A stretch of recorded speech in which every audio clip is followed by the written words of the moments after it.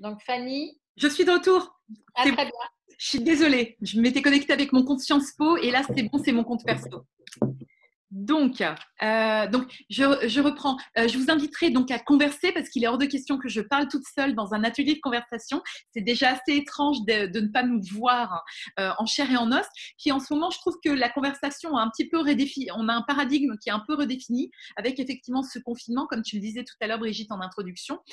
Donc là, ce que j'avais envie de vous proposer, c'était un petit cours ou un petit atelier de conversation pour voir comment est-ce qu'on peut rajouter du sens, de l'essentiel à nos conversations en période de confinement, qu'on soit confiné tout seul, comme c'est le cas pour moi, par exemple.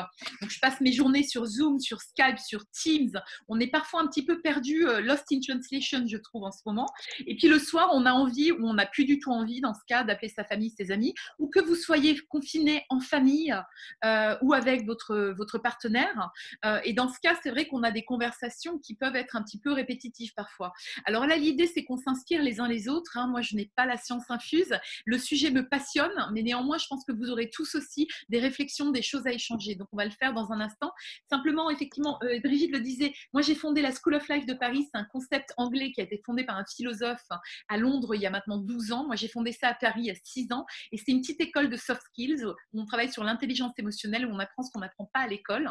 Ça, c'était le lieu que j'ai ouvert et que j'ai tenu pendant 3 ans. J'ai 13 000 personnes qui sont venues assister à nos cours du soir pour adultes. Et aujourd'hui, on travaille beaucoup en entreprise également et on travaille sur les soft skills, mais nous, on les appelle les compétences émotionnelles. Et en ce moment, toutes les entreprises nous demandent beaucoup les cours sur la quête de sens, sur le leadership, sur l'innovation, mais aussi sur le support, comment je soutiens mes équipes et je me renouvelle sur la créativité également. Voilà. Ça, c'est la couverture de mon livre dont vous parlez tout à l'heure, Brigitte. Et puis, il n'y a pas longtemps, j'ai fait un TED dont le titre était « Changer le monde, une conversation à la fois ». Moi, c'est un sujet qui me passionne. Alors, en plus de notre école, qui est, je trouve, une très bonne école de la conversation, j'avais fait des études de lettres, mais je trouve que ça n'a rien à voir. En fait, la conversation, c'est vraiment quelque chose de très personnel et qui se travaille tout au long de sa vie. Il n'y a pas des gens qui ont une bonne ou une mauvaise conversation. Je pense qu'il y a une grande question d'envie et d'écoute et c'est quelque chose qui peut se travailler, qui peut s'enrichir tout au long de sa vie. Pour moi, c'est vraiment une question de vie ou de mort. Pour moi, la conversation, quand on y pense, c'est par la conversation qu'on tombe amoureux. Alors, le coup de foudre le plus romantique ne résiste pas à une mauvaise conversation. C'est par la conversation qu'on tombe amoureux, c'est par la conversation qu'on se fait des amis. Et c'est aussi par la conversation, là on est au pôle carrière de Sciences Po, c'est par la conversation, pour moi, qu'on trouve un travail. Je crois que, alors j'avais lu des statistiques assez éloquentes, passé un certain âge, beaucoup de jobs, d'annonces ou d'emplois se trouvent par le biais du réseau, d'où toute l'importance et la beauté du travail que fait Brigitte à l'association, qui est remarquable, mais c'est la conversation. Moi, je suis rentrée chez Nature et Découverte à partir d'une conversation.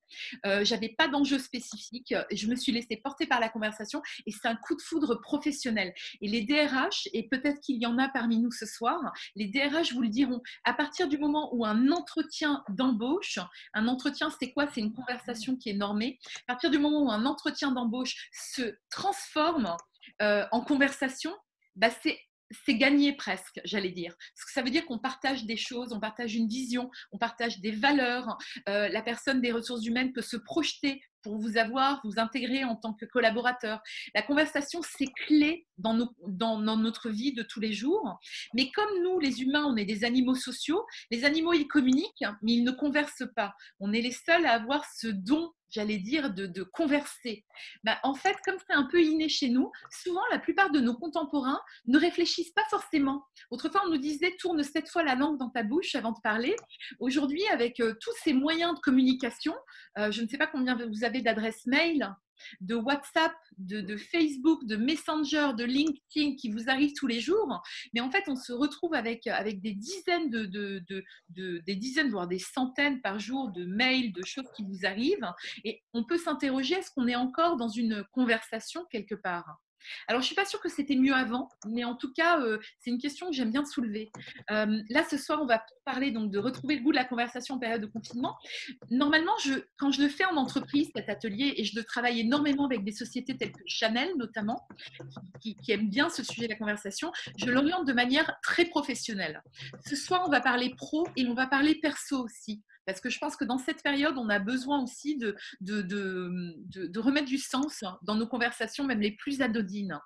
Donc, changer le monde d'une conversation à la fois. Moi, je suis convaincue, je passe mon temps à rencontrer, alors encore plus chez Nature et Découverte, des gens qui veulent changer le monde, mais qui parfois attendent un petit peu en se disant, bon, ben, moi, je ne suis pas Gandhi pour changer les choses.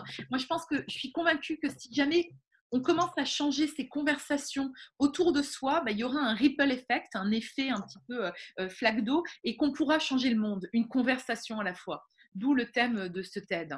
Et en fait, j'avais envie d'aborder plusieurs biais avec vous. Alors, Brigitte vous les a décrits dans l'email qu'elle vous a envoyé pour préparer cet atelier.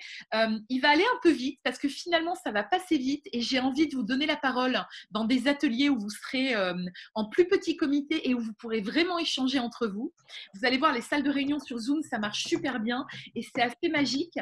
N'hésitez pas, si vous entendez bien avec des participants quand vous serez dans des salles, à garder leur nom pour pouvoir les contacter plus tard. Aujourd'hui, avec des outils comme LinkedIn ou Brigitte aussi, qui a la liste des participants, vous pourrez aisément les retrouver si vous avez des petits coups de cœur pour des gens avec qui vous échangerez.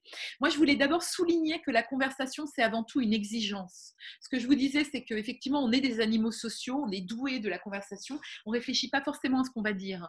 Je pense qu'il y a une véritable exigence à avoir, encore plus au temps du confinement. Autant les premiers jours, il y avait une euphorie, il y avait plein de blagues qui circulaient sur les réseaux sociaux ou par message. On recevait énormément de blagues.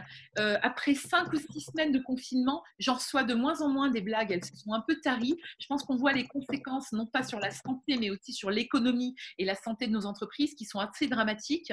Et moi, je sais qu'il y a des amis avec qui j'étais très en contact au début du confinement, que j'appelle beaucoup moins, parce que je me rends compte que ce n'est pas des conversations qui me donnent de l'énergie. Et en revanche, je me retrouve tous les jours, j'essaye d'appeler quelqu'un autour de moi, dans mon réseau plus ou moins large, avec qui j'échange pas forcément dans la vraie vie, j'allais dire, mais au final, ça me fait du bien parce que pour le coup, c'est des vrais appels de découverte mutuelle pour faire connaissance et qui me nourrissent aussi. Donc, avoir cette exigence de la conversation en disant, cette conversation-là, est-ce qu'elle m'a donné de l'énergie? Est-ce qu'elle m'a fait du bien? Oui, non. Et j'ai peut-être espacé doucement les apéros où on est 10 à plusieurs et finalement, ça ne m'amène pas beaucoup d'énergie. En fait, en ce moment, je ne sais pas si vous vous rappelez de ce film, moi c'est un de mes films cultes. En français, je crois qu'il s'appelle Un jour sans fin. C'est un film avec Bill Murray qui date des années 90 déjà. En anglais, c'est Groundhog's Day, le jour de la marmotte. Et c'est l'histoire d'un monsieur qui se réveille tous les matins et en fait, il y a une espèce de malédiction. Et tous les matins, c'est le même matin qui se répète. Et au début du film, il est exécrable et en fait, il faut qu'il s'améliore pour justement sortir de cette dynamique infernale. Et j'ai l'impression en ce moment que tous les jours se ressemblent. J'ai de plus en plus de mal à garder, même si je continue à manager une équipe à distance en télétravail, ce qui demande beaucoup d'énergie finalement, d'animer des équipes par Zoom ou par Skype. La conversation change complètement, mais finalement, j'ai l'impression que tous les jours, c'est le même jour et j'ai parfois du mal à me repérer dans le temps.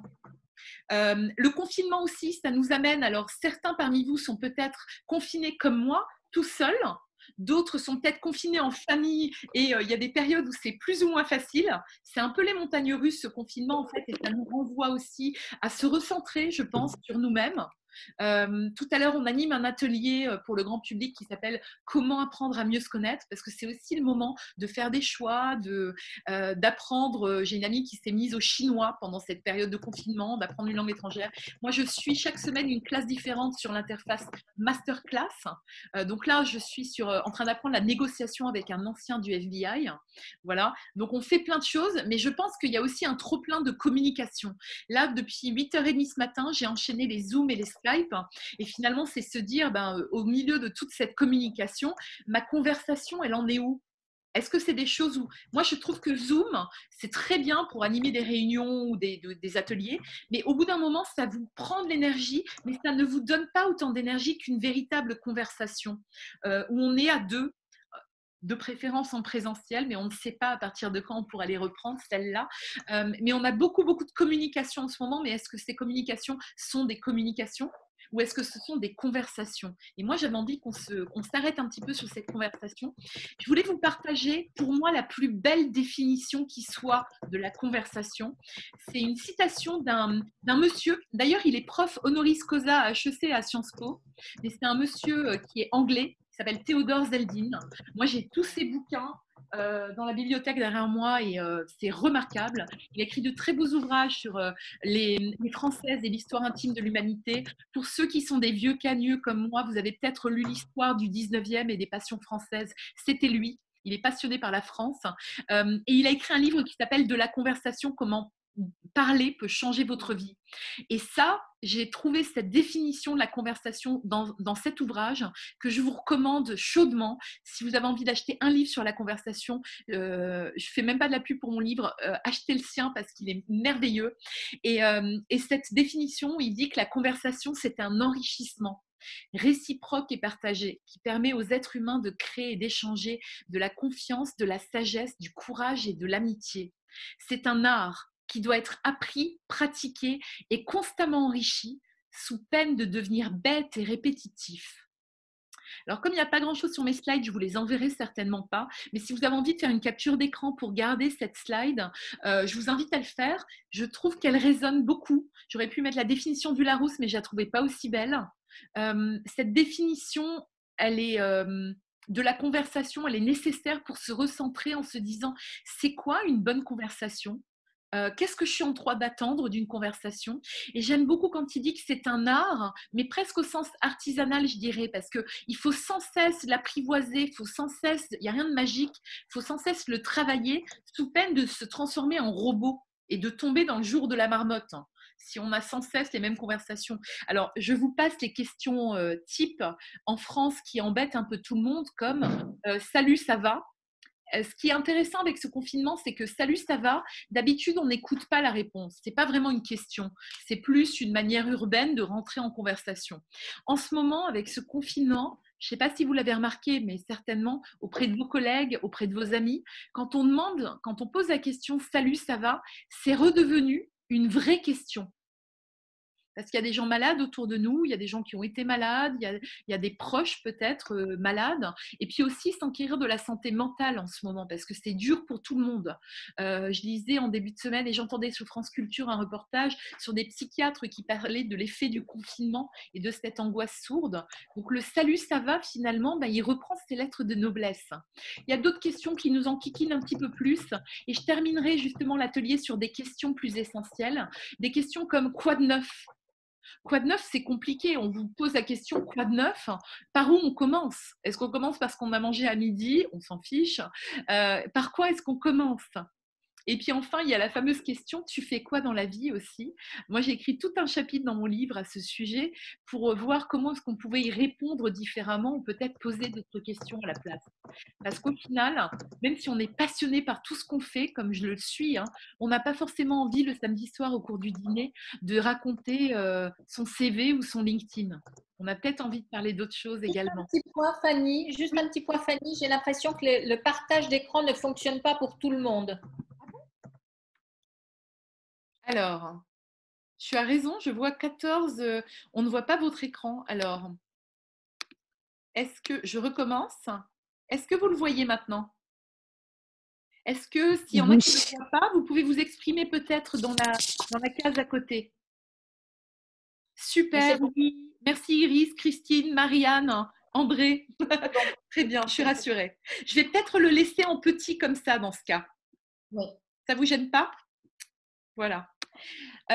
Du coup, moi, j'avais envie là de vous proposer de vous séparer en petites salles. Ne vous inquiétez pas, je vais vous donner 4-5 petites minutes.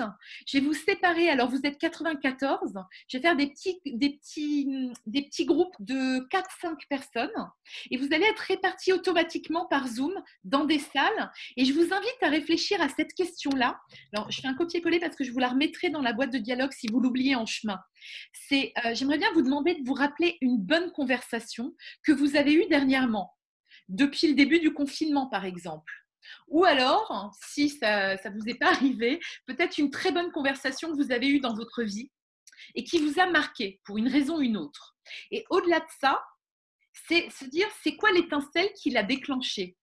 qu'est-ce qui a fait que cette conversation, elle a eu lieu à ce moment-là avec cette personne? Est-ce que c'était de la confiance? Est-ce que vous étiez en voyage? Est-ce que c'était voilà, une relation d'amitié? Essayez de se dire, c'est quoi la petite étincelle? Parce que souvent, les conversations, on parle de brise-glace, mais les conversations, parfois, elles partent comme ça avec une étincelle et ça fait un feu de joie. Ou alors, ça fait un flop. Et du coup, se dire, c'est quoi les petits brise-glaces qui peuvent nous aider à avoir de meilleures conversations? Ça vous va? Je vous partage en salle. Alors, je vais vous partager en groupe. Je vous préviens simplement que je vais vous mettre à 4-5 participants par salle. Vous allez être divisés en salles, ne vous inquiétez pas, on est toujours là derrière. Hein. Et 1 minute avant la fin, je vous rappellerai. Donc, vous allez avoir un compte à rebours ensuite pour vous dire que la salle de réunion, la petite salle que j'ai créée, va être fermée. Comme ça, vous ne serez pas interrompu au milieu d'une phrase. D'accord ? Donc, réfléchissez, essayez d'échanger sur une bonne conversation et pourquoi elle a eu lieu à ce moment-là. C'est quoi la petite étincelle qu'il a créée? Voilà. Alors, je vous assigne dans des salles. J'ouvre les salles. Et Zoom va vous partager. Je vous demande de rejoindre, si vous voulez bien, votre salle. Et moi, je partage la question dans le chat global.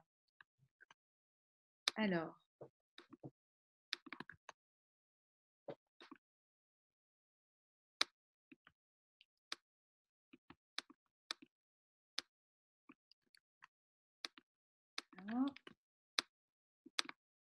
Si j'écris, voilà.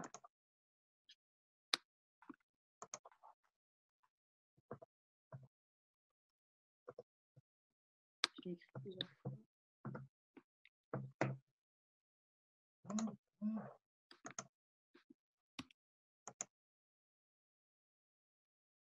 Voilà.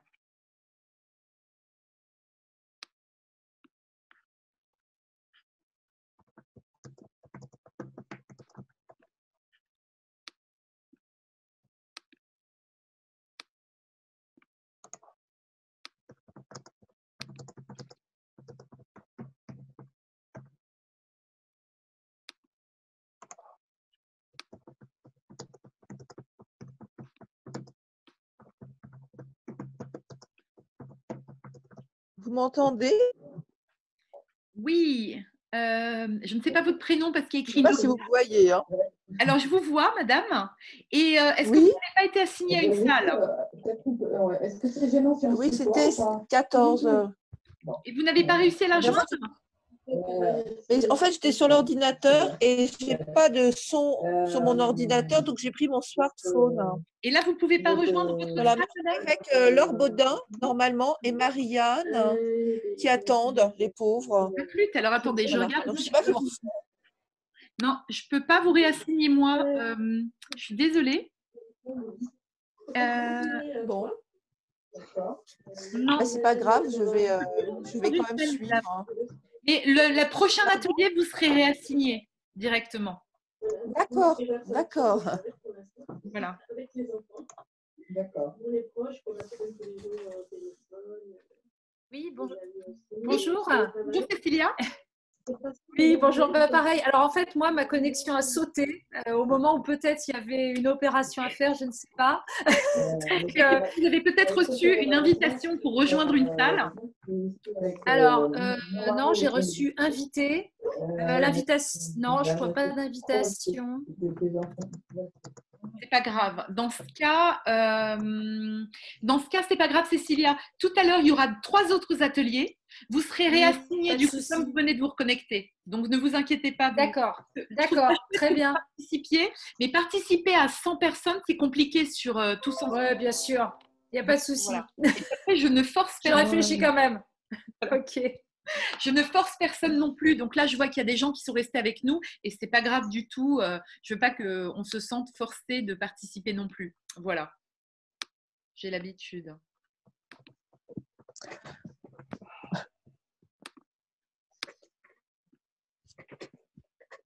Je ne sais pas si vous nous voyez. Alors, oui. C'est un peu compliqué. De toute façon, je vais terminer. Je vais rappeler tout le monde. Comme ça, on va se retrouver ici.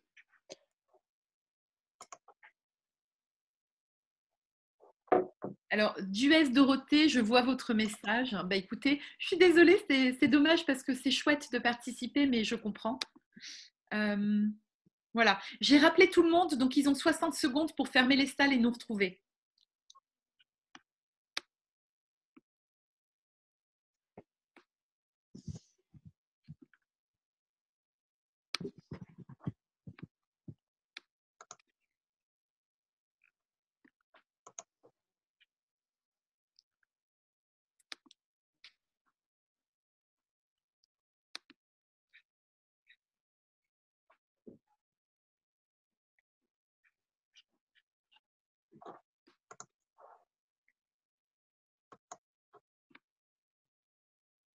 Alors, vous voyez ceux qui sont répartis dans les salles, petite remarque, là, ça ferme dans 17 secondes et on n'est que 17 encore. Ça veut dire qu'ils ont du mal à nous retrouver parce qu'ils doivent être dans des conversations, justement. C'est bon signe. Là, les salles vont fermer dans quelques secondes, donc on va tous se retrouver ici.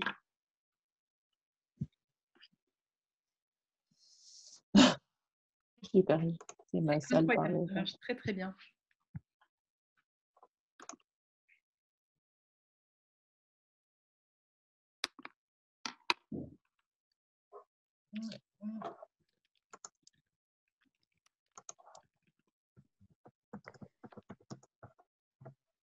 Voilà, est-ce que tout le monde m'entend? Tout le monde est de retour?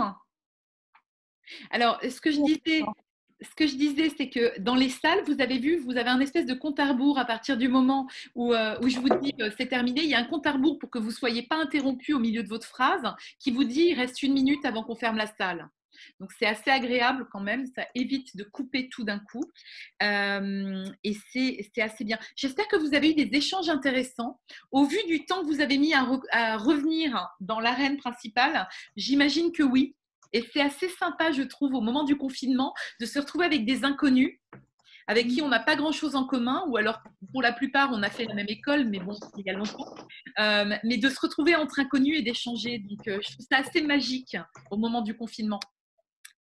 Alors, je vais continuer à moins que quelqu'un… Oui, c'est trop court, Marine. Je vois votre commentaire. C'est vrai.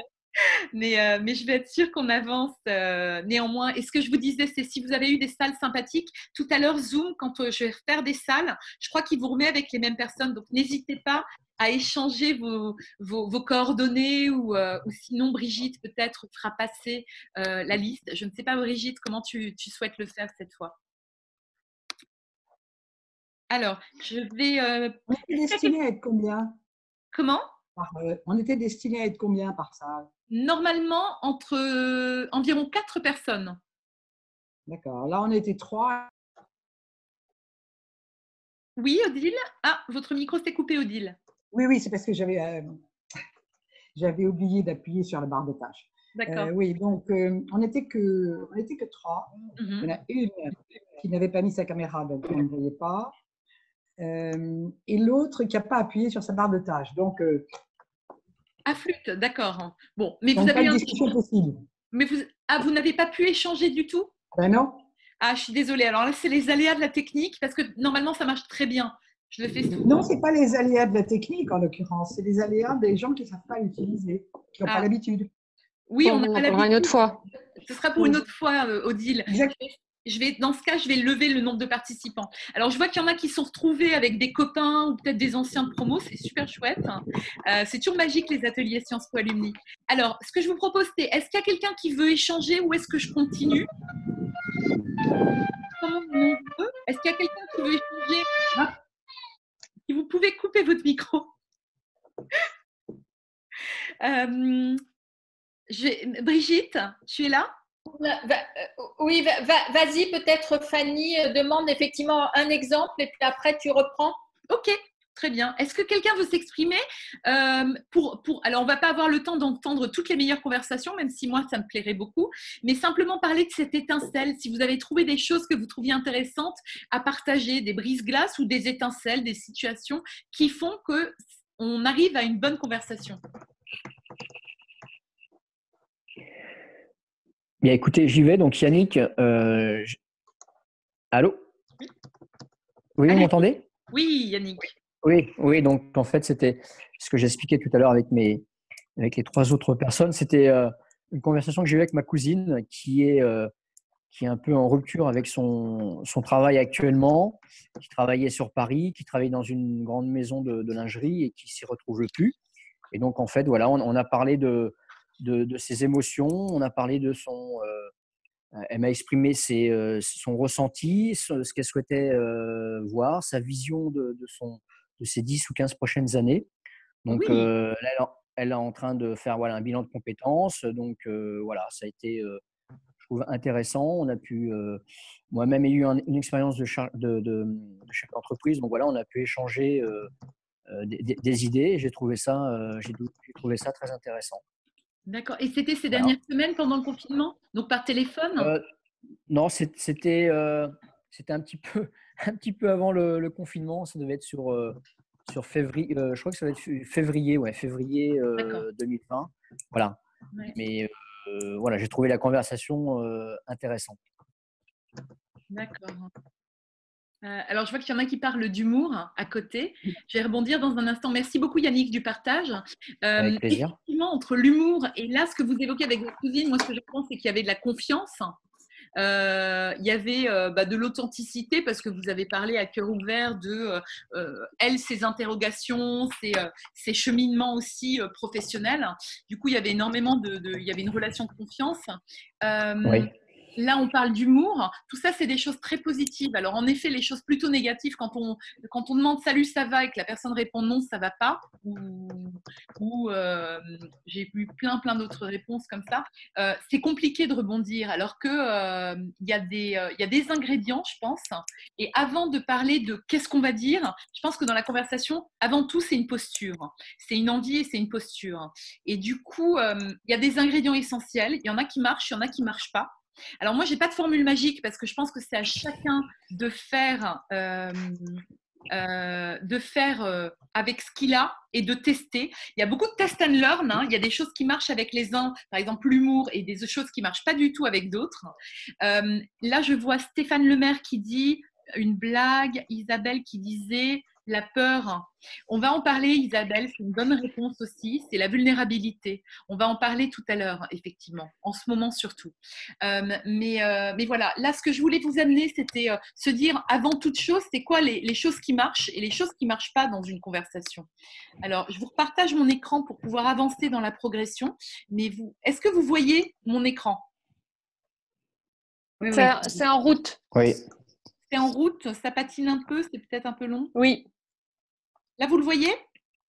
Oui. Bon. Très bien. Très bien, merci beaucoup pour les commentaires. Alors, j'avance simplement, mais on va rebondir effectivement sur ce que vous dites. Pour moi, les 3 ingrédients essentiels, ce cours de conversation, moi, je l'ai animé des centaines de fois. Et comme chaque fois, c'est interactif, j'en apprends toujours autant. Mais pour moi, les 3 ingrédients qui, s'ils ne sont pas réunis, il n'y a pas de conversation, avant toute chose. La plupart des gens, ils pensent que la conversation, c'est parler. Ça consiste à parler, à dire des mots. Et les mots qu'on prononce. Alors, il y en a certains qui ont été formés à la communication verbale, communication non verbale. En fait, les mots, si vous vous rappelez bien des statistiques qui ont été faites par le professeur Albert Mehrabian dès les années 60-70, les mots qu'on prononce ne représentent que 7% du message. 38% c'est la communication non verbale et 55% c'est du visuel. Donc, finalement, quand on pense que la conversation, c'est que des mots, c'est une grossière erreur. Moi, je pense que les 3 ingrédients essentiels, avant même de commencer à parler, c'est l'écoute. Et pour moi, la qualité de vos conversations dépend de la qualité de votre écoute. Je ne sais pas où vous en êtes dans votre écoute. D'ailleurs, c'est une bonne question que j'aurais pu vous poser en ce moment parce qu'on passe nos journées connectées en conversation avec beaucoup de monde. Est-ce que notre écoute, elle est aussi fraîche que d'habitude? Et même d'habitude, est-ce qu'on écoute vraiment? Donc, l'écoute, pour moi, c'est 50% de la qualité de vos conversations. Il y a beaucoup de gens qui pensent qu'ils écoutent, mais en fait, ils n'écoutent pas. Et une des grosses barrières à l'écoute, et là, je le souligne, c'est le « moi aussi ». Quand quelqu'un commence à raconter une histoire et en pensant être en empathie avec la personne, on tranche tout de suite en disant « moi aussi » et on rebondit en pensant bien faire. Et c'est souvent là où, en fait, ça coupe la conversation, ça coupe l'échange. Donc, si vous voulez recouper votre micro, excusez-moi. Donc, l'écoute est un ingrédient essentiel. Il y a l'ouverture aussi. J'aime bien cette idée de dire que tout est source de révélations potentielles. On ne sait jamais. Si vous voulez couper votre micro, excusez-moi. On m'entend taper. Merci beaucoup. L'ouverture est importante parce qu'on ne sait jamais qui on a derrière cette personne, à l'air un peu renfrogné, ou on ne sait jamais ce qu'une conversation nous réserve. Et enfin, l'envie, et j'ai mis un slash avec le temps, c'est-à-dire que quand une personne n'a pas le temps, c'est pas la peine de s'efforcer, de traîner. Si elle n'a pas le temps, si le temps n'est pas là, ben, c'est pas la peine. Et l'envie aussi, parce qu'on n'a pas forcément toujours la disposition ou l'envie de se lancer dans une conversation qui va changer le monde, alors qu'on est en retard le matin, par exemple. Donc voilà, pour moi, c'est vraiment les 3 ingrédients essentiels. J'en ai distingué 13 ou 14 dans mon ouvrage, mais pour moi, c'est les plus importants. Et ensuite, il y a évidemment la confiance, l'authenticité, le courage et plein d'autres. Et à propos juste de l'écoute, qui pour moi est le plus important, je voulais vous donner cette citation que je trouve vraiment formidable, et toute simple et facile à retenir, mais c'est « Tu as 2 oreilles et une bouche, alors tu devrais écouter 2 fois plus que tu ne parles ». C'est pas mal sur l'écoute. Je trouve que ça en dit très long. Et je vois, alors j'ai du mal à lire les commentaires en même temps que j'anime, mais je vois que vous parlez du converser en distanciel. Oui, c'est plus fatigant qu'en présentiel. Effectivement, animer des équipes, pour ceux qui ont des équipes à animer. Moi, tous les matins, je fais un Zoom à 10h du mat pour mon équipe. De se réinventer tous les matins, donner de l'énergie tous les matins, c'est pas facile, c'est vrai, mais c'est néanmoins nécessaire de garder cette conversation. Moi, j'avais envie là de voir avec vous comment passer d'une discussion à une conversation.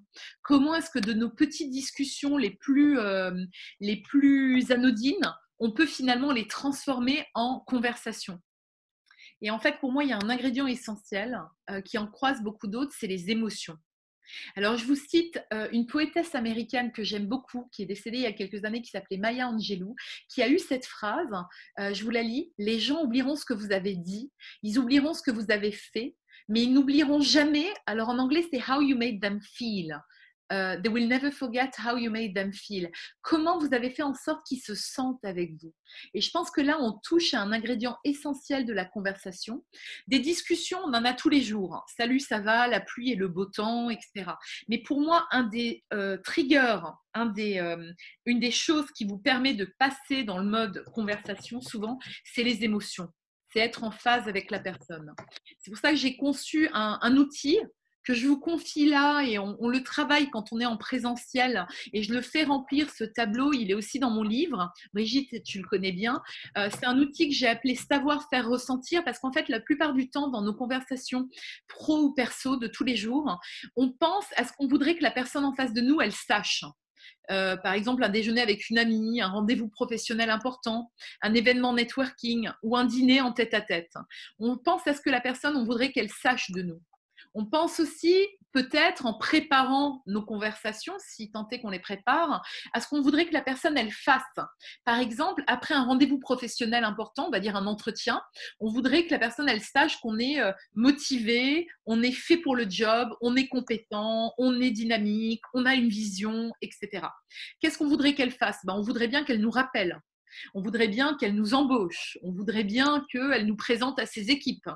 Mais en général, il y a un volet, c'est le 3e et qui pourtant est le plus fondamental, c'est qu'est-ce qu'on aimerait bien qu'elle ressente.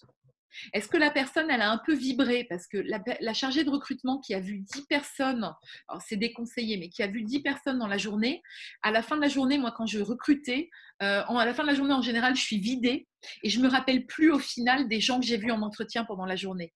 Ceux dont je me rappelle, parce qu'on va partir du principe que tous les candidats sont professionnels, compétents, qualifiés, intelligents et motivés.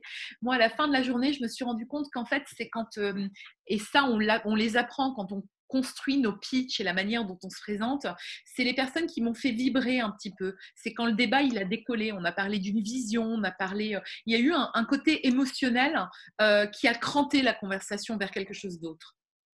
Donc pour moi, c'est vraiment important ce côté ressentir, ce côté émotionnel dans la conversation et même dans la conversation professionnelle, parce que c'est les conversations-là dont on se rappelle. Là, je vous ai simplement mis une citation que j'aime bien de Daniel Goleman. Daniel Goleman, c'est un auteur qui a été sur la liste des top best-sellers du New York Times pendant des semaines et des semaines, qui a écrit un livre qui s'appelle L'intelligence émotionnelle, paru dans, je crois que c'était à la fin des années 90, début des années 2000. Et Daniel Goleman, il dit que même nos rencontres les plus banales, elles agissent comme des régulateurs dans notre cerveau, en déclenchant des émotions, certaines souhaitables, d'autres non. Plus nous avons une certaine connexion émotionnelle forte avec quelqu'un, plus la force mutuelle est grande. Alors, effectivement, quand il se passe quelque chose, quand on sent que la conversation, elle décolle, bah, c'est là où on peut construire quelque chose, que ce soit professionnellement, de se dire, bah, tiens, on a envie de travailler ensemble. Moi, je vous donnais l'exemple, j'ai rejoint le groupe Nature et Découverte, j'ai 3 boîtes qui marchent bien, je ne comptais pas du tout revenir dans le monde corporate. C'est un coup de foudre professionnel, évidemment, avec le PDG, Antoine Lemarchand, qui m'a fait complètement décoller. Et à la fin de 3 heures de discussion, conversation, on s'est dit, c'est évident, on a des choses à partager, il faut qu'on travaille ensemble. Et pour moi, ça, c'est les meilleurs entretiens d'embauche, c'est ceux qui n'en sont pas finalement.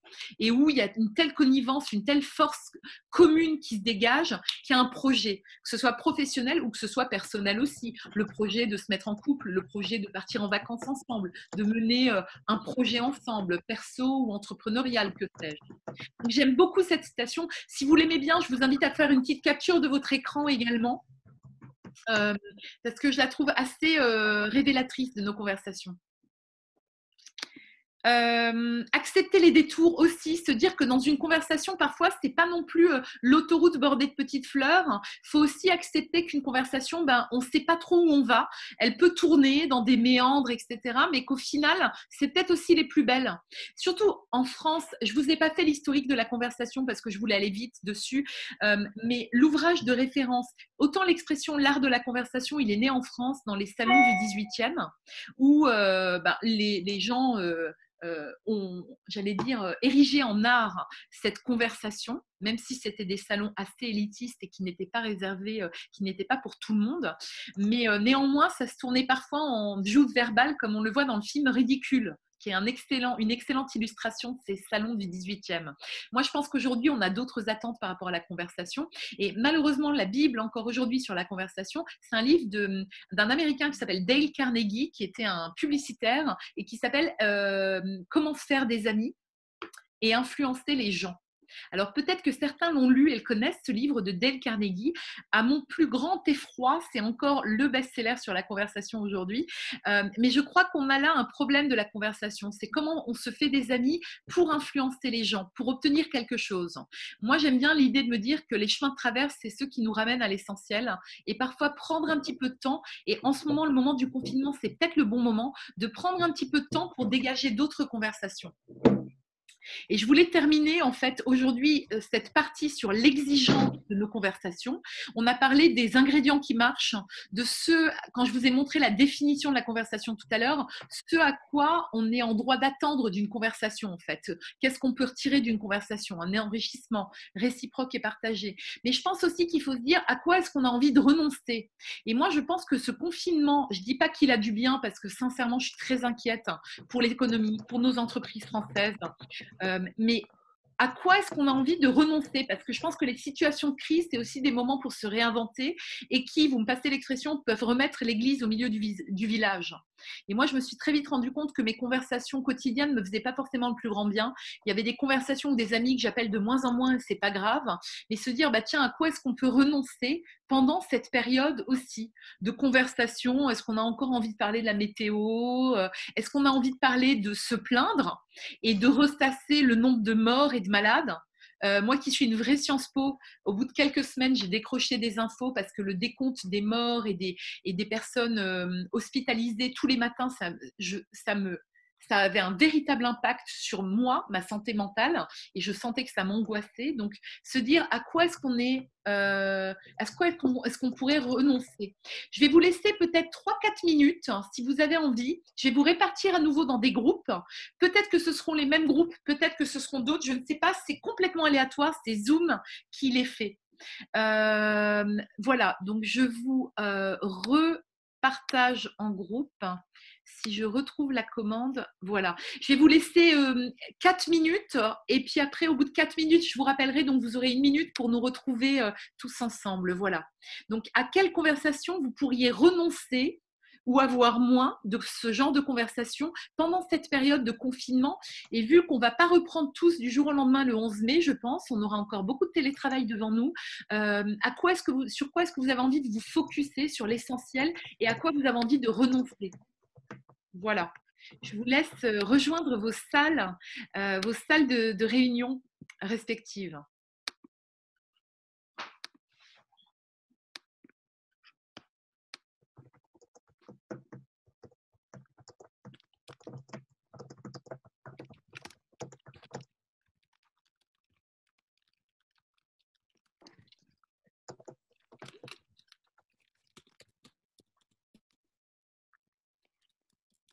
Allô? Oui? Oui. Alors, autant commencer, est-ce que c'est assez court? Oui, non, je pense que vous n'êtes pas dans votre salle. Vous êtes encore dans le lieu commun. Vous êtes encore... Ok, d'accord. Je ne suis pas affectée. Ok, très bien. J'en profite pour vous demander, j'ai été retenue par une réunion. Il y aura moyen d'avoir le début de votre intervention par… Oui, je crois que Brigitte l'a enregistré. Enfin, je l'ai enregistré. Génial. Brigitte, pardon. Ok, génial. Il faudra lui demander alors. Je pense qu'elle… Oui, je ne sais pas comment elle a prévu de le faire. Donc, mais je pense qu'elle va nous tenir au courant parce que j'ai oublié de vous le dire. Alors, tout le monde est parti là, mais suite à mon atelier, j'envoie toujours une petite bibliographie avec des ressources bibliographiques, avec des livres, des liens vers des ressources pour aller plus loin, pour que vous puissiez poursuivre la conversation. Donc, je pense que Brigitte prendra la parole à ce moment-là. D'accord. Voilà. Elle est là? Elle est avec nous? Je pense qu'elle a dû aller dans une salle. Je ne la vois pas avec nous là. Ah oui, d'accord. Et vous, nous, on va rester ensemble? Comme vous voulez, mais normalement, moi, j'ai juste quelque chose à vérifier parce que j'ai l'impression d'avoir un problème technique sur mon autre ordi. Mais sinon, oui, je vous en prie. Vous avez peut-être une invitation pour rejoindre les autres salles. Ah, je ne sais pas. Ah, je sais. Il faut que je vois. Vos manettes. Pardon de vous embêter, oui. Voilà. Je vous en prie, je regarde juste moi mon petit problème technique. Réduire la fenêtre de réunion. Je n'ai pas vu l'invitation.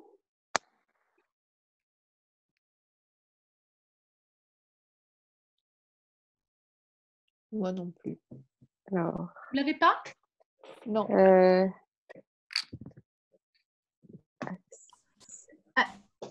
Il y a certains d'entre nous qui n'ont pas reçu d'affectation. Je pense que ce sont ceux qui ont été déconnectés au moment de la première attribution, en fait. Oui, moi, j'avoue que je suis arrivée tardivement parce que voilà, et du coup, j'ai pas eu d'affectation non plus. Mais c'est pas grave, je vais écouter le… On peut en faire un. On est nombreux là, mais on peut peut-être le faire ensemble. Faire une salle à ceux qui restent.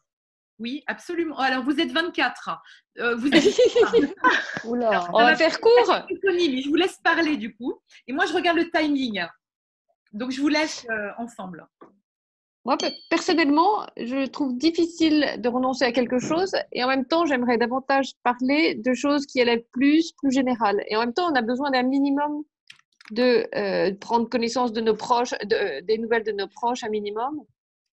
Voilà, je trouve qu'on tombe dans une empathie qui est lourde parfois. Voilà. Moi, c'est plutôt en promouvant des choses plus intéressantes que j'aurais envie d'aller. Je ne sais pas très bien à quoi renoncer, parce que ça me paraît indispensable de prendre quelques nouvelles. Alors moi, je vous rejoins sur cet aspect-là qui est effectivement la nécessité de maintenir le contact et le lien social, notamment avec les proches. Et je pense particulièrement aux parents âgés. Mais c'est vrai que c'est extrêmement compliqué lorsqu'on est en distanciel d'essayer justement de ne pas être trop impacté, de redonner de l'énergie, du positif et en même temps de ne pas sombrer soi-même. Donc, ce sont des conversations auxquelles très souvent, moi, je renoncerais parce que je sais qu'elles me vident, en fait, qu'elles m'épuisent. Mais que je me dois en fait de poursuivre malgré tout parce que il le faut. On ne peut pas les laisser tout seuls. Je pense que c'est compliqué en ce moment en fait.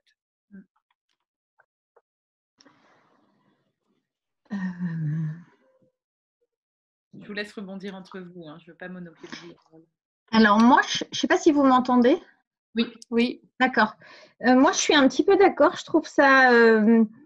nécessaire mais difficile un peu de faire des comptes rendus du quotidien, notamment par rapport à nos parents, etc. Parce que finalement, j'ai pas l'impression d'avoir énormément de choses à partager, puisque ce qu'on partage d'habitude, c'est plutôt des moments, plutôt des échanges sur des moments sympathiques, etc.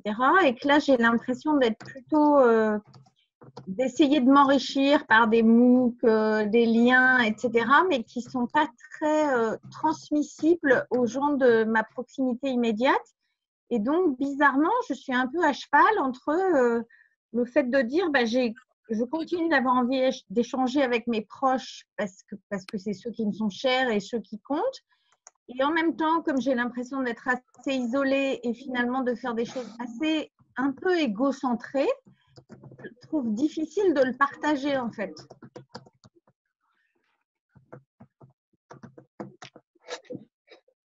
Merci du partage, Pascal. Je ne rebondis pas forcément parce que je voulais que vous rebondissiez entre vous, mais juste pour info, j'ai dû fermer les salles parce que je vois l'heure qui tourne. Donc, on a les participants qui recommencent à nous retrouver. Ok.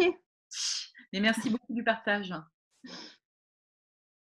J'avais juste une petite réflexion en fait sur, je suis tout à fait d'accord avec vous sur l'importance émotionnelle d'une conversation, mais vu que d'ailleurs il y a une majorité de femmes aussi dans cette il y a beaucoup de femmes quand même. Mais pas aussi très féminin, si socialement et culturellement en France et ailleurs, c'est pas aussi très très féminin de devoir être à l'écoute, de devoir vraiment consacrer du temps. C'est absolument fantastique, mais j'ai remarqué que de manière générale, c'est peut-être quelque chose qui, d'un point de vue du genre, est souvent un peu déséquilibré, en tout cas, dans certaines conversations. En tout cas, c'est pas...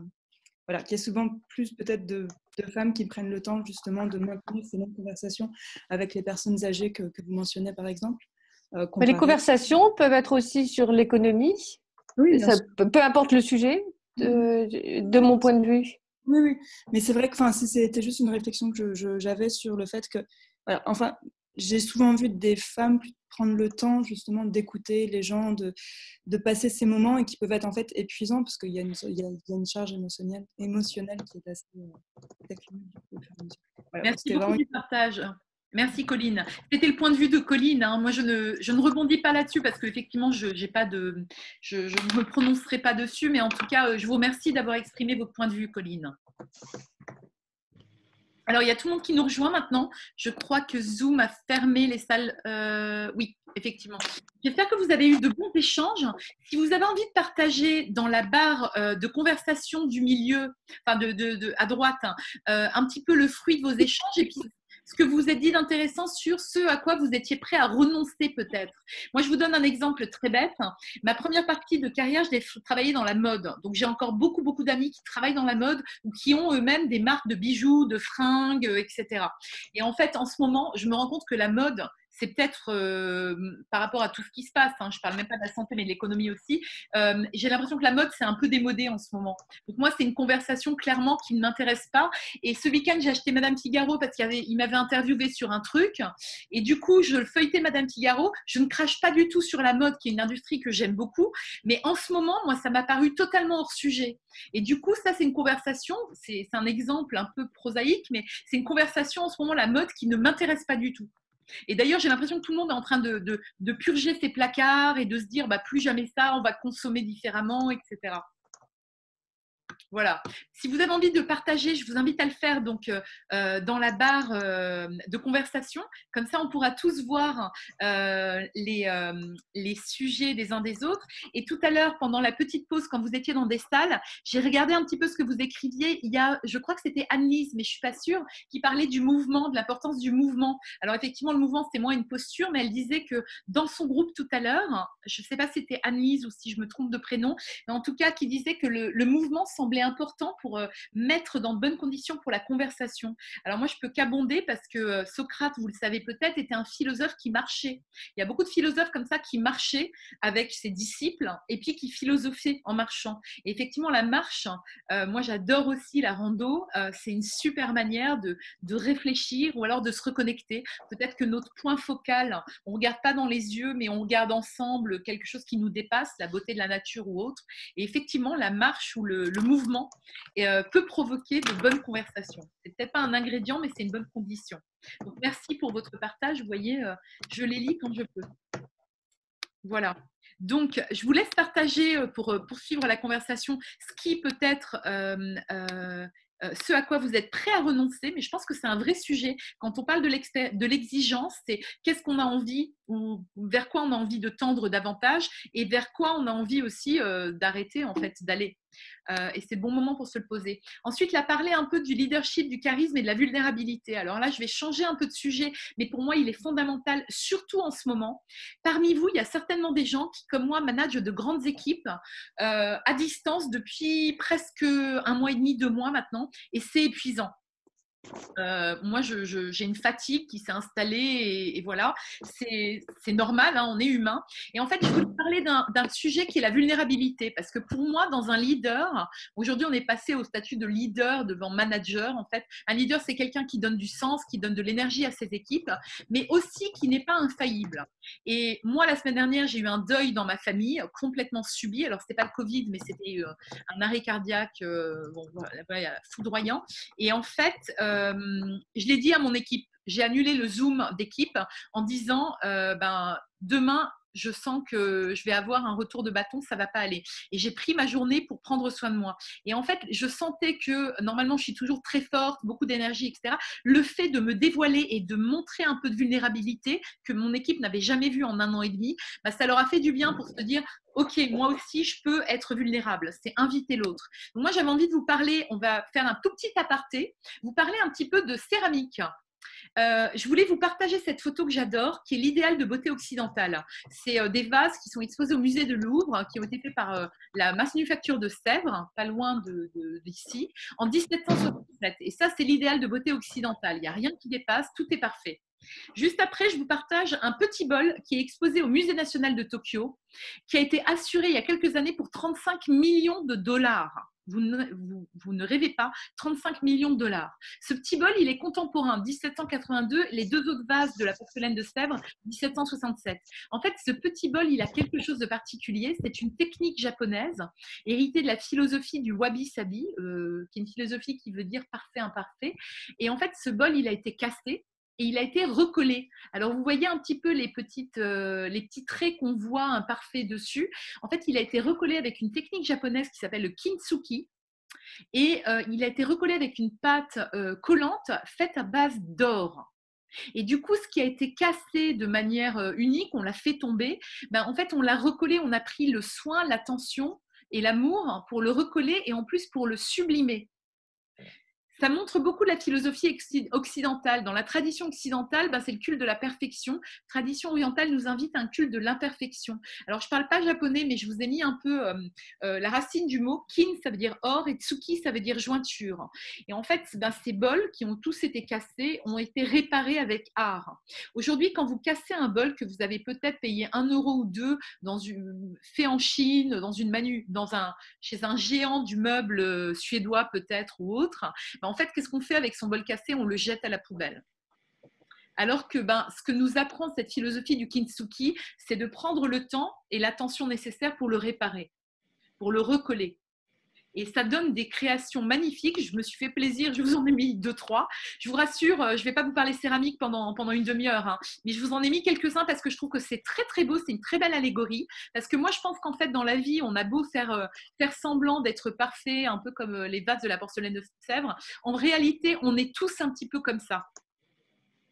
Et je trouve que finalement, le partager de temps en temps, on va peut-être pas, Brigitte, tu vas me dire ce que tu en penses, on va peut-être pas passer trop de temps dessus, mais en tout cas, moi, ce cours-là, je l'anime de manière personnelle. J'adore la question à quel point tu es fêlé. En français, le mot fêlé, il a 2 sens. Il a le sens fêlé, brisé, cassé. Il y a beaucoup de gens qui le comprennent de cette manière et qui tout de suite se livrent. Alors, au premier encart, c'est un peu compliqué, hein, et puis je ne vous conseille pas dans le domaine professionnel. C'est pour ça que je vais passer rapidement sur la question, mais je vous la livre parce que moi, je la trouve fondamentale.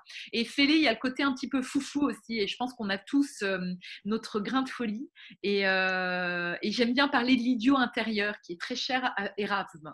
Mais je ne vais pas vous parler d'Erasme. C'est simplement se dire effectivement qu'est-ce qu'il y a de chez nous de cassé. Et je crois que c'est Leonard Cohen qui chante il y a une fêlure en toute chose, c'est ça qui fait passer la lumière, et je trouve que c'est très vrai. Donc là, Brigitte, on va peut-être passer rapidement sur cet atelier, ne pas le faire. Oui, vas-y, continue, hein, je pense que c'est mieux. Ouais, mais en tout cas, moi, je vous invite à le faire peut-être dans vos conversations personnelles avec des gens que vous aimez ou des gens que vous connaissez. C'est une très bonne question de dire à quel point je suis fêlée et de partager ça. Voilà. Donc, je ferme ma parenthèse. Il y a une autre chose que je voulais vous partager en fait sur la conversation en ce moment, c'est qu'on a l'impression que les conversations, elles se répètent. Parfois, on ne sait plus à qui on a dit quoi parce que toutes les conversations s'enchaînent et se ressemblent ou ne se ressemblent pas. Et je pense en ce moment ce à quoi la conversation, elle nous invite, et cette période, c'est de prendre un jour à la fois.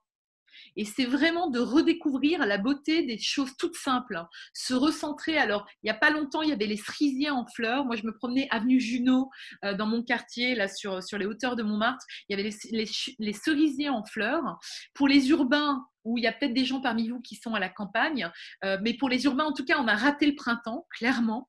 On a peut-être récupéré des fleurs de ci, de là, mais on a raté le printemps. Et en fait, je trouve qu'en fait, cette période, quand je me promène, les rares fois où je sors de chez moi, puisqu'on est confiné, on n'est pas censé sortir, je vois les Parisiens lever le nez, prendre des photos de détails de l'immeuble, des immeubles, avoir le nez levé, et je les vois prendre des photos de choses toutes bêtes. Et je suis sûre que c'est des gens qui habitent dans mon quartier depuis quelques années. Moi, ça fait 8 ans que j'habite là où j'habite, dans le 18e. Et en fait, je remarque des choses que je n'avais jamais vues auparavant. Et je pense qu'en ce moment, c'est justement ce refuge dans des choses toutes simples et se dire, je prends un jour à la fois.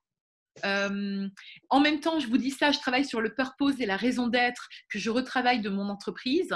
Et en même temps, j'apprends vraiment à prendre du temps sur les petites choses et à accorder de l'attention sur les toutes petites choses. Et là, justement, j'avais une question.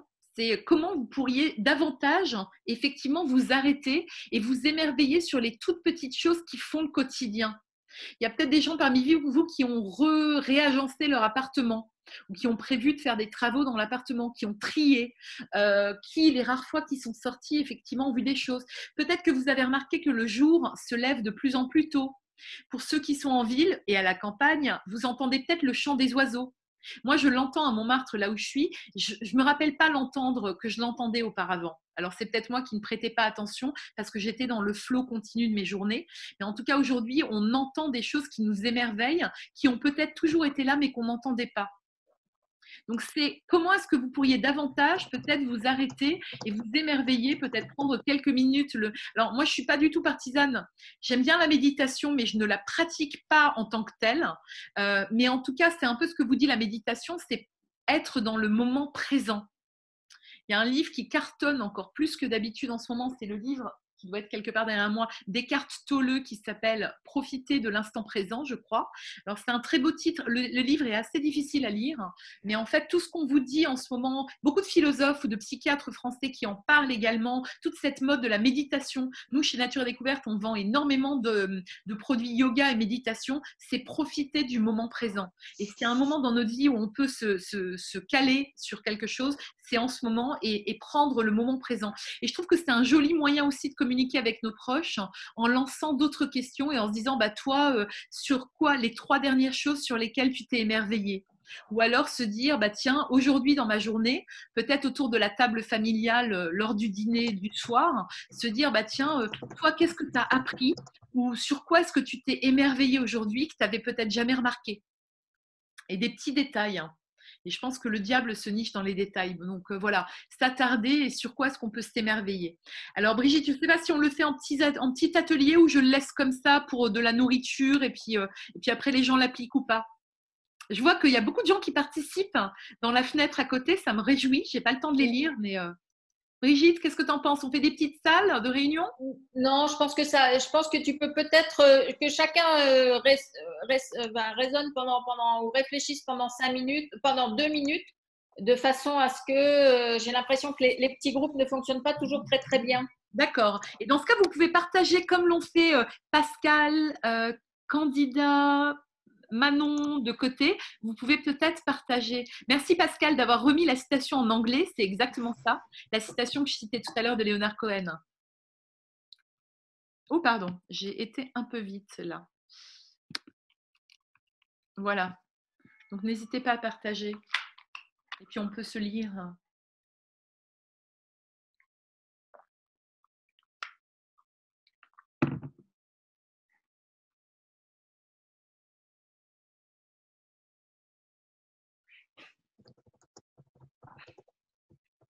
Oui, beaucoup de gens se mettent à cuisiner, effectivement.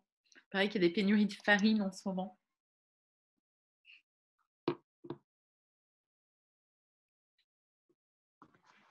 Et en fait, c'est aussi se poser la question de se dire, là, on a plus de temps, donc on les remarque, ces petites choses. Moi, je pense que les oiseaux, ils ont toujours chanté à Montmartre au petit matin quand le jour se lève, mais peut-être que moi, je n'avais pas le temps de les voir.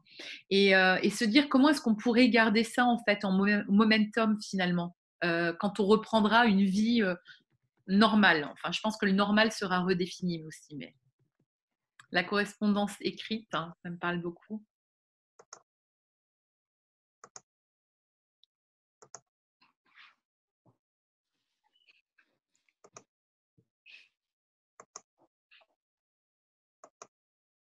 Mais est-ce qu'on peut intervenir par oral ou on est censé intervenir juste par petits mots écrits? Alors, moi, j'adorerais vous entendre, mais comme on est nombreux, j'ai peur que du coup, ça frustre certains. D'accord, si d'accord. Je redébranche. Non, si vous voulez partager quelque chose comme ça, allez-y.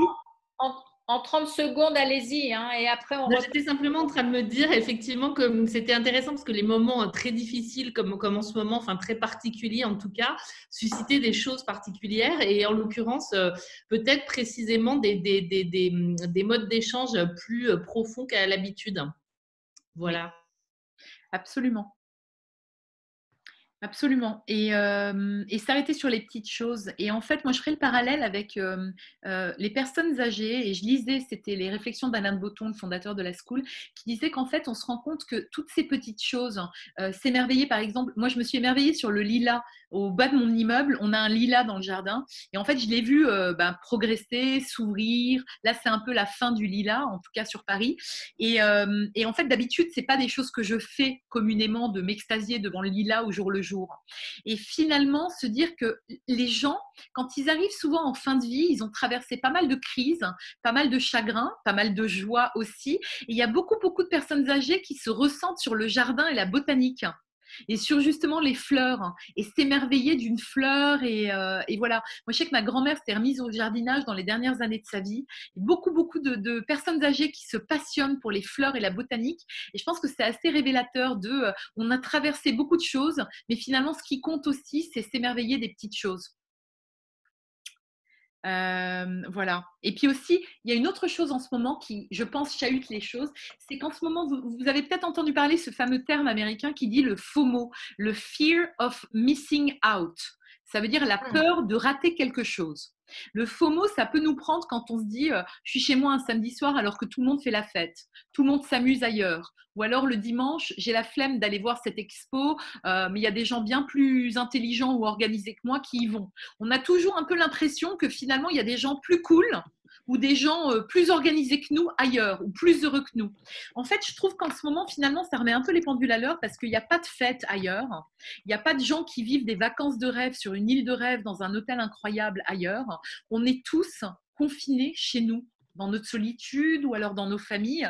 Et il n'y a pas de meilleure chose qui se passe ailleurs. Et du coup, c'est justement, qu'est-ce qu'on en fait de ça sans cette fear of missing out, comment est-ce qu'on fait pour enjoliver notre quotidien à nous, en fait, et se recentrer sur ce noyau nucléaire, familial, ou sur notre appartement, ou sur d'autres choses.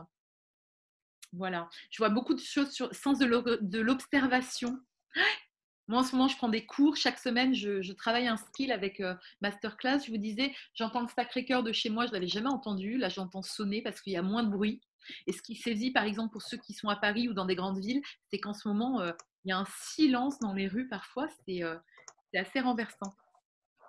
Voilà. Et se dire effectivement, qu'est-ce qu'on fera le temps retrouvé? Alors, merci Anna-Maria pour le partage. Effectivement, qu'est-ce qu'on va en faire de ça? Est-ce qu'on a envie de garder un petit peu de cet émerveillement dans notre vie de tous les jours et de le partager?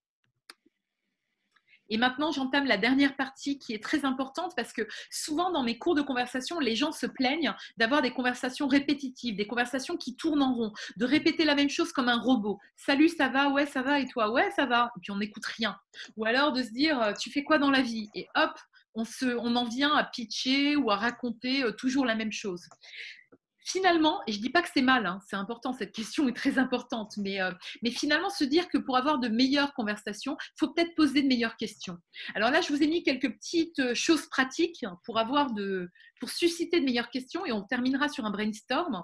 Moi, j'avais envie de vous livrer ça à nouveau de Théodore Zeldin parce que j'adore ce monsieur qui dit une conversation satisfaisante, c'est une conversation qui vous fait dire ce que vous n'avez jamais dit auparavant. Et je crois l'avoir lu tout à l'heure quand j'avais le temps de lire les messages que certains ont confiés, de dire que des conversations parfois avec un inconnu.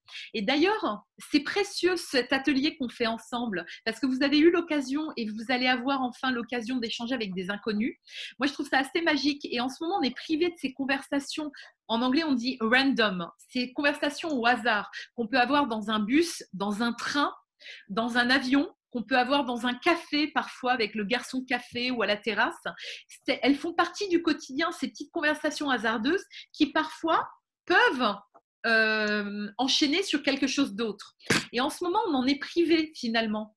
À part, bon, moi je discute beaucoup avec le monsieur qui vend des journaux sur la place Blanche, pas loin de chez moi, quand je vais acheter mes journaux, mais on est privé de ces conversations avec des inconnus.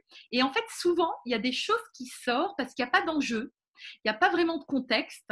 Et finalement, on se retrouve à se confier à des inconnus de manière encore plus honnête, peut-être, à se permettre. Moi, parfois, j'entends des conversations dans des trains ou dans des bus en me disant « Oh là là, ils ne se connaissent pas » et ça nous fait aller plus loin. Ou alors, pour revenir dans notre conversation de confinement avec nos proches, peut-être qu'une vraie belle conversation, c'est une conversation qui nous fait sortir, qui nous fait accoucher. Il y a tout un côté maïotique, de bonnes questions qui nous font peut-être accoucher de choses qu'on n'avait jamais dites. Mais si on les dit, c'est qu'elles sont vraies et permettre de mieux se connaître et de mieux se découvrir également. Donc, je vous invite à réfléchir à ça, à ce côté maïotique des conversations. Je crois que Socrate, sa maman était sage-femme. Et du coup, lui, il disait, moi, je suis accoucheur des âmes, accoucheur des gens. Et donc, apprendre à mieux se connaître en creusant et en ayant de bonnes conversations. Donc là, je vous ai mis quelques idées pour être curieux, poser des meilleures questions, les poser peut-être d'abord. Enlever son masque. Beaucoup de gens qui portent des masques en ce moment. Moi, j'ai l'impression que cette période, elle nous invite plutôt à être dans l'authentique et dans le vrai échange.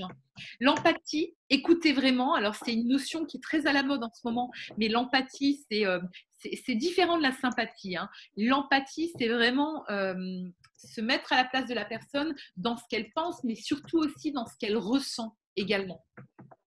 Et à ce sujet, la semaine prochaine, j'organise un petit atelier sur Zoom. C'est mercredi prochain à 19h15 sur l'empathie. Ce n'est pas moi qui l'anime, c'est une de mes profs de la School of Life. C'est 3 quarts d'heure sur l'empathie. Si ça vous intéresse, Brigitte ou moi, on vous fera passer. Voilà, c'est ouvert à toute la communauté de la School. Aller au-delà de la fonction. Moi, j'aime bien la question « tu fais quoi dans la vie ?» parce qu'elle permet effectivement de savoir à qui on a affaire et tout ça. Mais parfois, ça permet aussi de mettre une étiquette sur les gens. Et je trouve ça intéressant. Moi, la manière dont je me présente d'ordinaire, je ne dis pas mon CV, ce que je fais ou mon profil LinkedIn. À la limite, on s'en fiche. Moi, j'aime bien commencer en disant que dans la vie, j'ai 2 passions qui me font vibrer. C'est la culture et la transmission. Et que tout ce que je fais, ça converge vers ces 2 principes-là. Et souvent, c'est ça qui attire la conversation en disant « Ah, mais alors moi aussi, je suis instit » et hop, on va parler d'éducation. Et du coup, je fais les plus belles rencontres souvent avec ça et sans mettre une carte de visite ou un titre sur ce que je fais. En plus, en France, on est très cartésien. Je pense, donc je suis. Et donc, quand on vous répond « Tu fais quoi dans la vie ?» en général, on a tendance à répondre « Je suis entrepreneur, je suis directeur, je suis DRH ». Alors que finalement, on vous demande « Qu'est-ce que tu fais ?» Et donc, notre occupation devient un peu notre essence, il y a un glissement. S'il y a des Italiens ou des Italiennes parmi nous, ils savent qu'en italien, on répond « Faccio », je fais la secrétaire. Faccio, la secrétariat. Ça veut dire que vous pouvez faire plein d'autres choses à côté. Ce n'est pas votre essence, ça ne vous définit pas, ça ne définit pas qui vous êtes. Donc, aller au-delà de la fonction, je trouve que c'est intéressant. Savoir aussi comment présenter les gens, comment vous les introduisez, que ce soit par mail ou en vrai. Et puis prendre du courage. Parfois, ça prend du courage aussi pour poser des autres questions, pour poser des questions qui vous brûlent les lèvres, mais qu'on n'ose pas forcément demander. Et je pense que ce temps du confinement, c'est un bon moment également. Donc, des petits conseils, commencez à poser les questions, exprimez votre curiosité, écoutez et faites preuve de respect. Valorisez l'expérience de votre interlocuteur, soyez prêt à partager vous-même votre histoire et enfin, et pour moi ça s'entend même au téléphone, c'est le sourire. c'est un super ingrédient de la conversation. Parce qu'un sourire, ça s'entend. Moi, c'est ce que je dis à toute mon équipe de service client. Souriez au téléphone, un sourire, ça s'entend. Et donc là, maintenant, j'avais envie de vous inviter à réfléchir et à vous, pour le dernier exercice, je vais vous donner 5-6 minutes pour vous remettre dans des salles en espérant que ça fonctionne et pour vous poser la question sur trouver des meilleures questions, des meilleures accroches pour lancer des conversations plus intéressantes peut-être avec vos amis. Et je vous en ai partagé quelques-unes pour essayer de parler d'autre chose que du confinement. Comme par exemple, sur quel projet personnel tu travailles en ce moment et comment ça se passe. Est-ce que tu peins? Tu t'es remis à la peinture? Est-ce que tu écris des haïkus, de la poésie? Est-ce que tu apprends l'allemand, le chinois? Ou moi, je fais des cours, je vous disais, sur masterclass. Tu fais quoi en projet? Moi, je suis en train de développer un podcast en même temps. Sur quoi tu travailles personnellement? Quel livre t'as lu pendant le confinement? Alors, il paraît que c'est difficile. Des psychiatres expliquaient l'autre jour sur France Culture que c'est plus difficile de se concentrer. Donc, je ne sais pas s'il y a beaucoup de gens qui ont relu La recherche du temps perdu ou Guerre et paix. Mais c'est peut-être le moment ou pas. Tout à l'heure, quelqu'un parlait de la panthère des neiges qui nous apprend la patience, l'observation, d'être à l'affût. Quelles sont les 3 choses pour lesquelles tu as le plus de gratitude en ce moment d'incertitude? Gratitude d'être en vie, d'être en bonne santé, que mes proches soient en bonne santé. Et si on posait des questions comme ça, on aurait certainement de meilleures conversations. Comment est-ce que tu fais pour rester positif? C'est quoi ton secret pour te donner de l'énergie en ce moment? Il y en a peut-être qui sont mis au sport, qui font peut-être un peu de yoga tous les matins, que sais-je. Et quel est le meilleur compliment qu'on t'ait fait, notamment en ce moment? Je vous divise dans des petites salles, comme ça vous pouvez échanger de manière plus personnelle. Vous pouvez utiliser les questions-là ou vous pouvez inventer d'autres questions et je serais super curieuse que vous les partagiez avec tout le monde. Alors, je vous redivise, si j'y arrive, en petite salle et on se retrouve dans 5 minutes. Alors.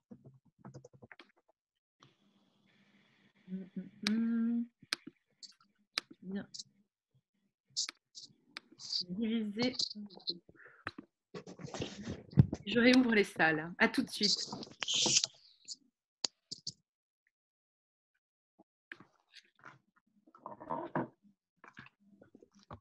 Rejoindre.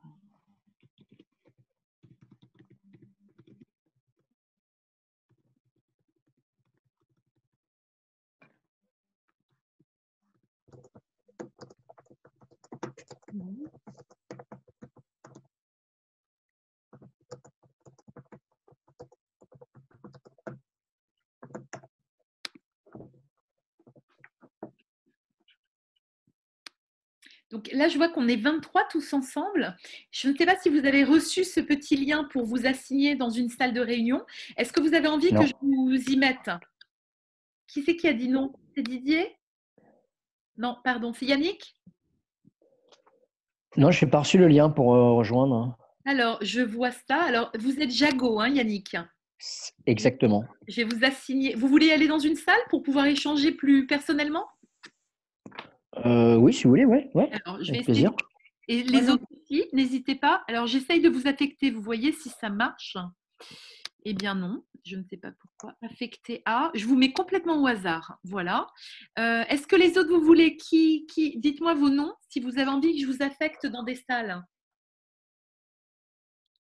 Ben, je ne sais pas qui. Qui m'a parlé d'Amiguet? Alors, je vois pas. Christine Amiguet, oui, c'est moi. Christine, pardon. Non, mais j'ai marqué mon profil, mais non, je n'ai pas été affectée. Ben, je vous affecte. Ça prend un tout petit peu plus de temps. Volontiers, voilà. Laetitia Passot aussi, volontiers. Laetitia, je vous vois. Je vous mets dans une salle. Voilà. D'autres? Pascal, Audrey, Damien, Sandrine. Est-ce qu'il y en a d'autres qui veulent aller dans des salles? Ok pour moi. Audrey? Moi, Pascal, je veux bien. Alors, Pascal et moi, Audrey aussi. Très bien. Alors, je regarde où il n'y a pas grand monde. Il y en a qui sont tout seuls en salle. Audrey, c'est ça? Oui. Très bien. Hop, voilà. Si mon ordinateur veut bien, je veux bien aussi. Je suis Sandrine. Vous êtes Sandrine? Simon de Bessac. Oui. Voilà. Je vous mets dans une salle où il y a 2 personnes. Voilà. Très bien. J'ai bien reçu, merci. Super. Et parmi ceux qui restent, vous n'êtes pas obligés, je ne vous force pas, mais si vous voulez, vous me le dites. Je veux bien aussi, c'est Julie. Julie, Vous me vous voyez? êtes ici. Oui, je vous vois. Je vous mets dans une salle. Voilà. Merci beaucoup. Je vous en prie.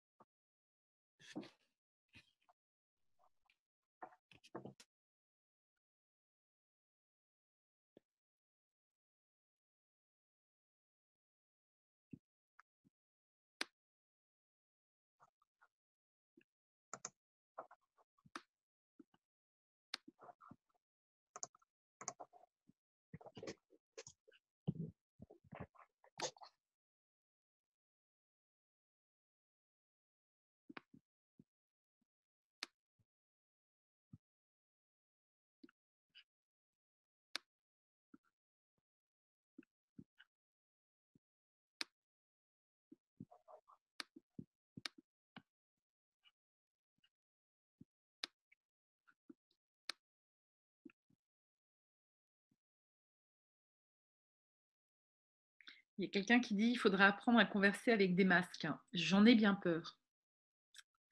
Le FOMO, oui, effectivement, il y a beaucoup de contenu de qualité. Moi, je passe mon temps à avoir des onglets ouverts sur mon ordi pour me dire il faut que je lise cet article et c'est très juste.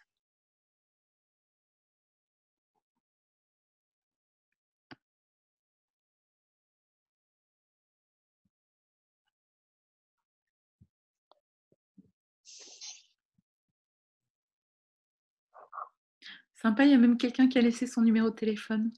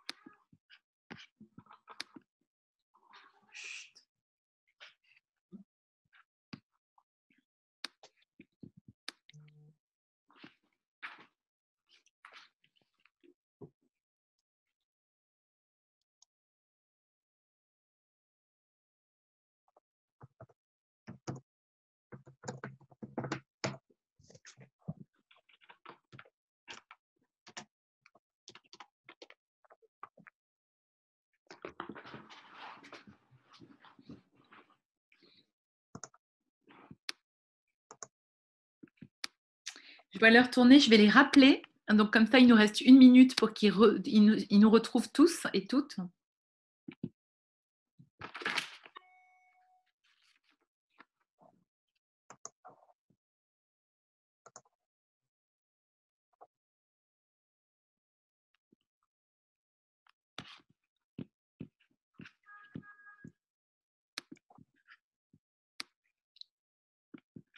Brigitte, ça va? On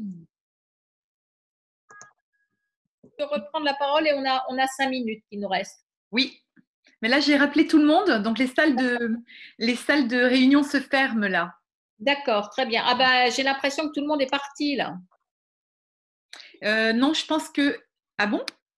Non, on a perdu, hein, on n'a plus que 15 participants, donc je pense qu'il y a un souci là. Non, ils sont dans les salles, Brigitte. Tu vas voir, ça va. Ils ne sont pas encore revenus, d'accord.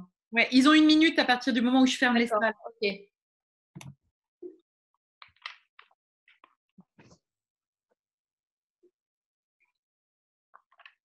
Voilà, tout le monde revient. Je vais le lire. C'est bien déjà. Tu as fait un premier essai.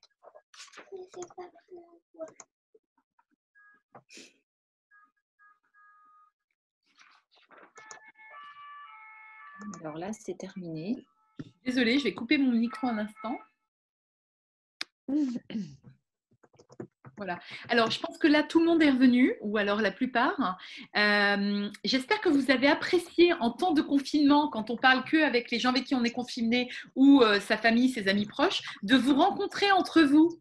Et c'est pour ça que je trouve que cet outil est super, parce que de créer des petits groupes comme ça dans un atelier de conversation, c'est magique aussi pour créer cette magie des hasards de la conversation.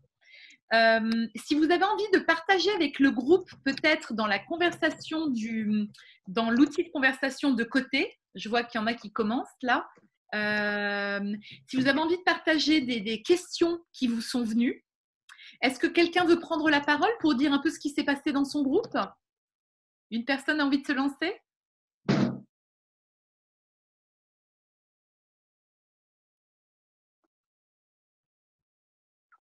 Moi, je veux bien. Marine Badansart. Il y a une question que je n'ai pas résolue encore, c'est sur la conversation qu'on nous empêche d'avoir, entre guillemets, surtout en ce temps de confinement, en nous disant « tu n'es pas médecin, tu n'es pas spécialiste, tu n'as pas le droit de parler, tu n'as pas le droit d'élaborer sur ce sujet ». Il y a une espèce de police de la conversation.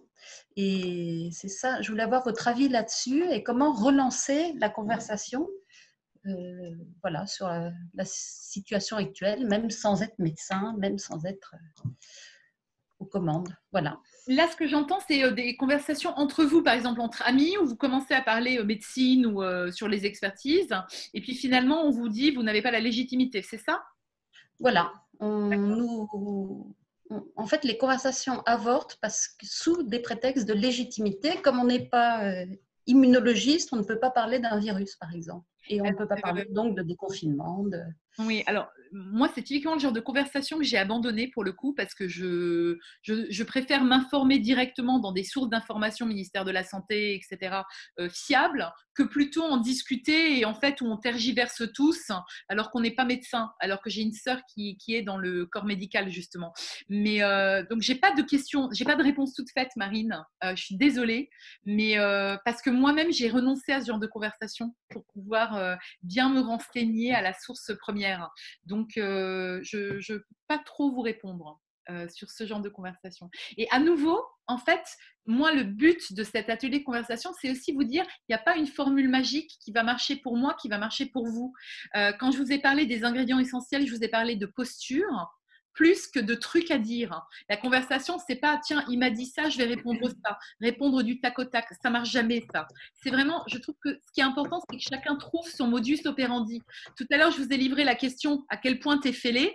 C'est une question. Peut-être pour vous, ça va pas du tout marcher et je comprends. Pour moi, elle marche super bien parce que je sais comment l'utiliser, je me la suis appropriée. Mais il y a peut-être des trucs qui vont marcher chez l'un, qui vont pas marcher chez l'autre. Et pour moi, la conversation, c'est un art vivant et qui mérite de tout le temps se travailler, se mettre à jour. C'est la conversation, la définition de Théodore Zeldin qu'on a eue au début. C'est un art qui doit être appris, pratiqué et constamment enrichi, sous peine de devenir bête et répétitif. Moi, ce que j'espérais avec votre atelier, je vois qu'il est 18h30, ce que j'espérais en faisant cet atelier pour vous rencontrer tous ce soir, c'était simplement essayer de vous, je sais pas, de réattiser le feu de vos conversations, vous peut-être recentrer vos conversations vers des conversations plus essentielles, se dire aussi à quoi je renonce, se dire aussi qu'est-ce qui fait qu'une conversation elle peut marcher. Il y a cette dimension émotionnelle, il y a peut-être livrer aussi cette part de vulnérabilité, se questionner sur l'écoute, est-ce que j'écoute vraiment et est-ce que j'entends ce qu'on me dit. Vous savez, en ancien français on ne disait pas je t'aime, en ancien français on disait je t'entends. Et en fait aujourd'hui j'aime bien me poser la question de me dire est-ce que j'entends vraiment les gens que j'aime. Et je trouve que c'est une très belle analogie dans notre langue française. Fanny, voilà. Fanny Oui. puis-je juste en une phrase vous poser une question parce que qui me turlupine. Oui. Est-ce que en fait la pauvreté des conversations, moi que je remarque et qu'on remarque, où les gens ne savent plus parler ou entrer en communication déjà à la base, est-ce que l'influence des réseaux sociaux y est pour beaucoup? Parce que en fait, j'ai su que dans le monde du luxe, par exemple, actuellement, les vendeurs sont formés sur l'art de la conversation pour développer une nouvelle approche commerciale avec les clients. Et donc, est-ce que les réseaux sociaux ont eu un appauvrissement sur cette capacité et aussi une baisse du niveau culturel, en fait au niveau général? Merci.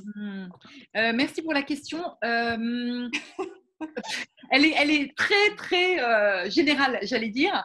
Je pense que les réseaux sociaux, je ne sais pas s'ils ont… tuer la conversation, mais je pense qu'en tout cas, ils ont complexifié les choses. Parce que déjà, des réseaux sociaux, il y en a plein. Par exemple, moi, Facebook, j'ai renoncé. C'est une des choses auxquelles j'ai renoncé. Mais il y a Instagram, il y a LinkedIn, il y a les réseaux sociaux ou les moyens de communication. Hein. On a tous 1 ou 2 téléphones avec plein de messages qui nous arrivent. Je pense que ça a complexifié et qu'en fait, ces petites choses-là, elles viennent avec un mode d'emploi qui a été fait par Apple, Samsung, compagnie. Un mode d'emploi que personne ne lit parce qu'en général, c'est assez intuitif. Je pense c'est dommage qu'il n'y ait pas un autre mode d'emploi qui est un mode d'emploi plus social pour savoir comment s'en servir et comment interagir avec. C'est une bonne question à se poser.